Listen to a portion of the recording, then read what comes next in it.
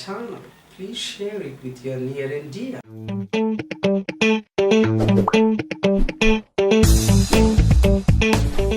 Hello friends, we continue our English learning course. Today we are going to learn present continuous.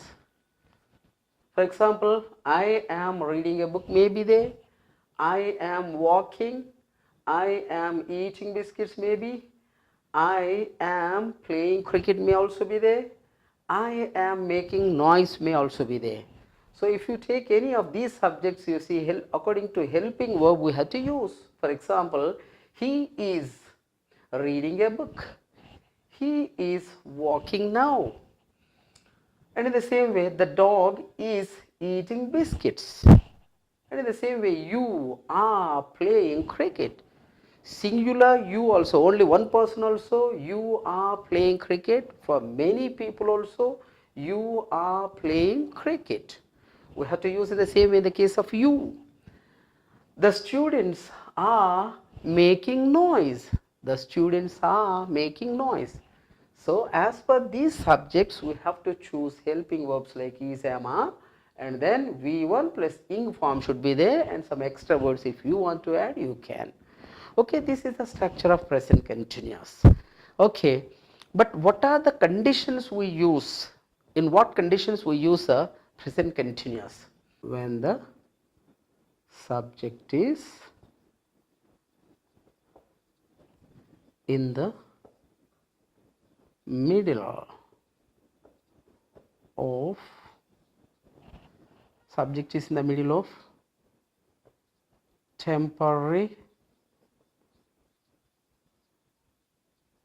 temporary action.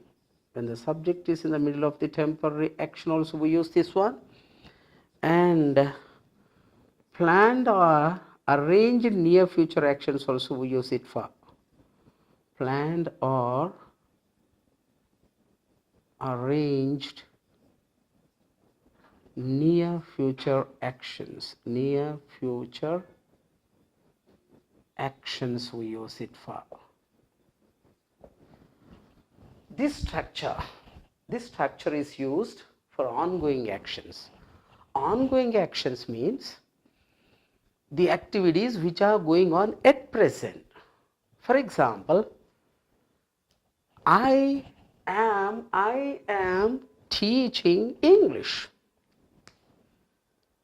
Means I am teaching English now. It is ongoing action. You are listening to my teaching. You are listening to my class. You are listening to my class. You are listening to my class. The fan is running. The fan, just like singular, the fan is running, means now. The fan is running now. I am teaching English now. You are listening to my class now. All these activities are called ongoing actions. For example, if the students are playing in the ground at present now only, we can say the students are playing in the ground. Such a way we use this present continuous for ongoing actions. Now let's come to the second situation or second condition. When the subject is in the middle of the temporary action also we use present continuous. For example, Raju is studying engineering. Raju is studying engineering. Present continuous only. Raju is studying engineering means he is not studying engineering in my presence, but he is in the middle of the engineering course. As he is in the middle of the engineering course, he can use present continuous. We can use present continuous. Raju is studying engineering. For example, she is learning music. She is learning music. Means she is not learning music in my presence now. She is in the middle of learning music program, music classes. And learning music takes some months or days or year. She is in the middle of learning that one. So we can use she is learning music. And in the same way, I am writing a novel. I am writing a novel. Means I am not writing novel in your presence.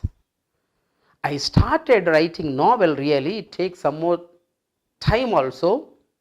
I am in the middle of that one.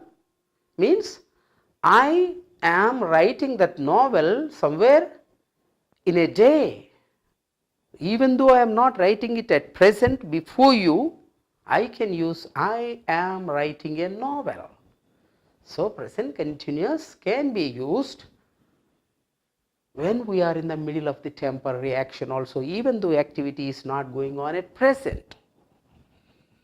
And now we are coming to third condition, planned or arranged near future actions. For example, I have already planned to go to America next year. Then I can say, I am going to America next year. I am going to America next year. My friend is coming to Hyderabad tomorrow. Future activity only, which is planned. The chief minister is coming to our village on Sunday. And we are going to our village next year. We are going to our village next year. In this way, for all future activities, especially near future activities, we use present continuous. So in all these three situations, we use present continuous structure. This is the structure of present continuous. Okay, we have learned how to use present continuous, and now let's switch over to making questions. Now let us learn how to frame questions. And questions are here two types. Questions, yes or no type questions, yes or no type questions, and WH and how type of questions.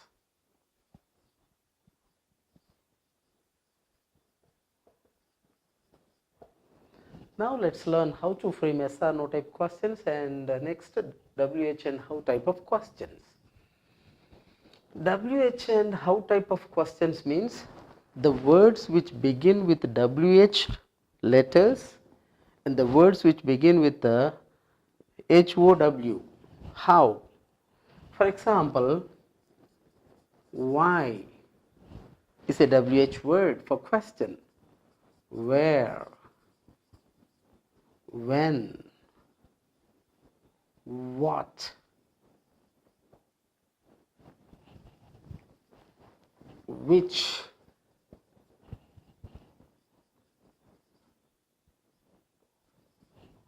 why, where, when, what, which, whom, whose, how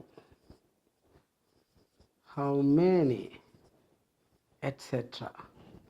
So these are called WH and how type of questions. Okay, now we are going to learn how to frame yes or no type questions. Yes or no type questions means, and where we get answer as yes or no for the questions, those questions are called as yes or no type questions. Now we are going to learn, and that too positive sentences and for negative sentences also. These two types of questions we are learning. Positive sentences and negative sentences. First, we are going to learn for positive sentences yes or no type questions and WH questions. Later, we learn the questions for negative sentences also. Positive means here, when there is the word, there is no word like no, not, or int, or never, nothing, nobody, etc. If there are no words in a sentence, for example, if there is a sentence with a no, if there is a sentence without no, without not, without int, without never, without nothing, without nobody, it is called positive sentence. A positive sentence consists not of these things. If it is there, that is called negative sentence. If any of these words are there in a sentence, that is called negative. If such word is not there in a sentence, is called positive sentence. Now let us learn positive sentences, yes or no type questions and WH type of questions. Okay, now playing cricket. They are playing cricket. It's a statement, it's not a question. To frame this an yes or no type question, simply we have to change the order of subject and helping verb so that we get yes or no type question. They are changes into are they. Are they playing cricket? Are they playing cricket is a question. If I ask you, are they playing cricket? What's your answer? Yes, they are playing cricket, or no, they are not playing cricket. So your answer begins with yes or no type. That's why it is called yes or no type question. Are they playing cricket? Your answer may be yes, or your answer may be no. Right, okay. How could we frame this sentence? Simply by changing the order of subject and helping verb in the statement, we are getting yes or no type question. And how to get WH and how type of questions? Simply before this sentence, if we use those WH words, we can frame WH and how type of questions. For example, before this are they, if we use why, are they, why are they playing cricket? Why are they playing cricket? This is a question. And for this question, your answer is descriptive, not like yes or no type. Why are they playing cricket? If I ask you, generally your answer may be they are playing cricket as there are holidays for them.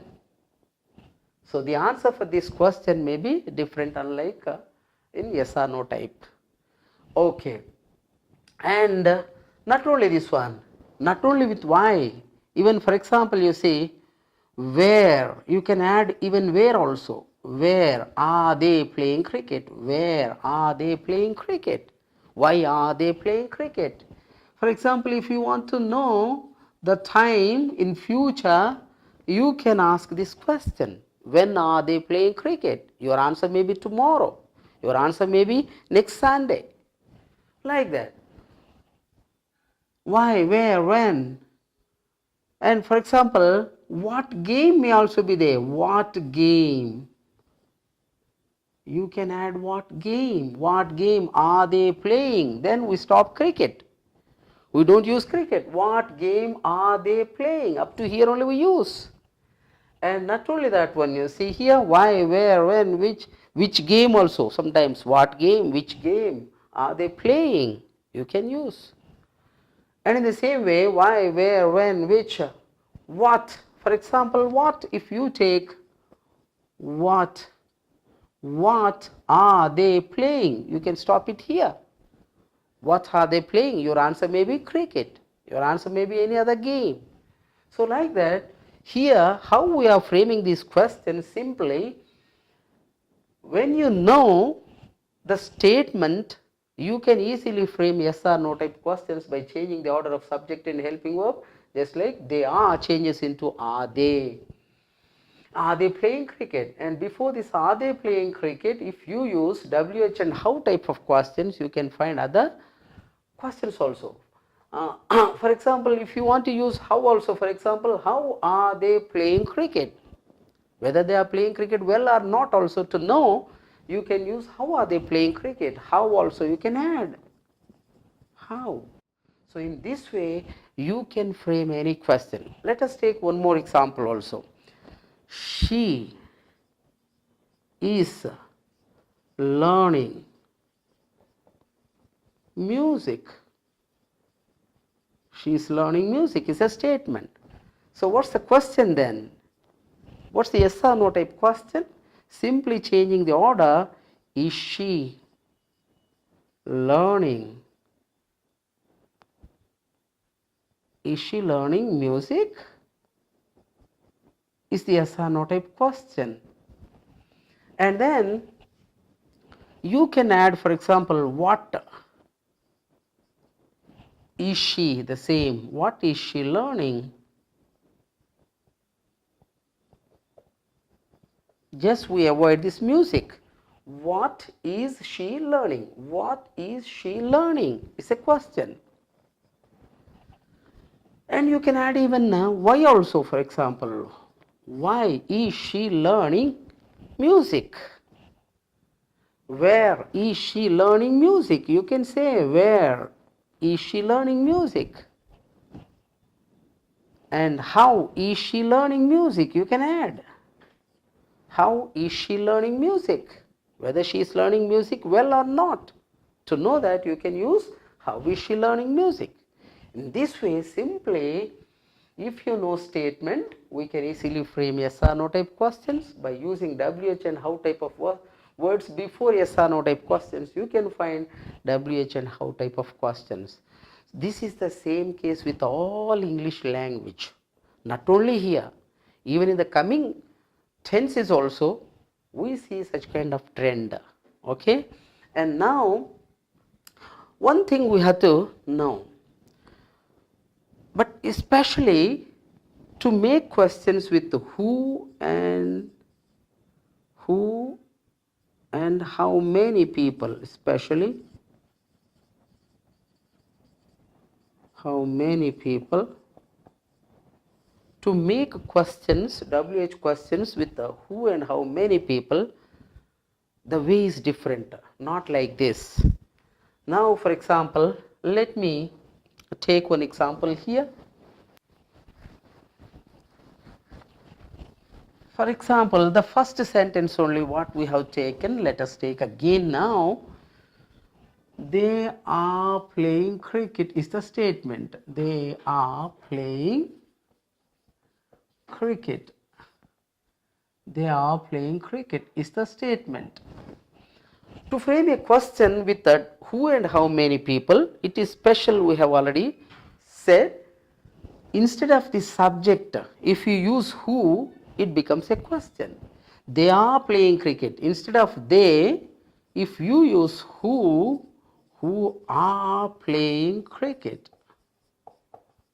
Who are playing cricket. This is a question. Just like they are playing cricket, we have to use who in the place of subject.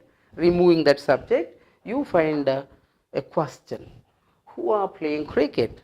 For example, if it is she is learning music. She is learning music. And a question you want with who, then simply remove this she and you can use who is learning. Who is learning music is the question. This is always the same in other tenses also. So especially with who and how many people, framing question is different in all tenses.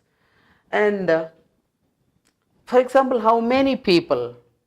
For example, how many? Instead of they, I can use how many people. Instead of this, I can use how many people. So removing this one, I can use how many people are playing cricket. That becomes a question. Who are playing cricket? How many people are playing cricket?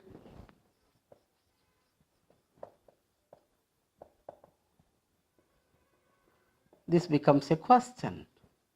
So we have understood that framing question with how and how many people, who and how many people, simply we have to use at the place of subject in a statement, so that we get WH and how type of questions.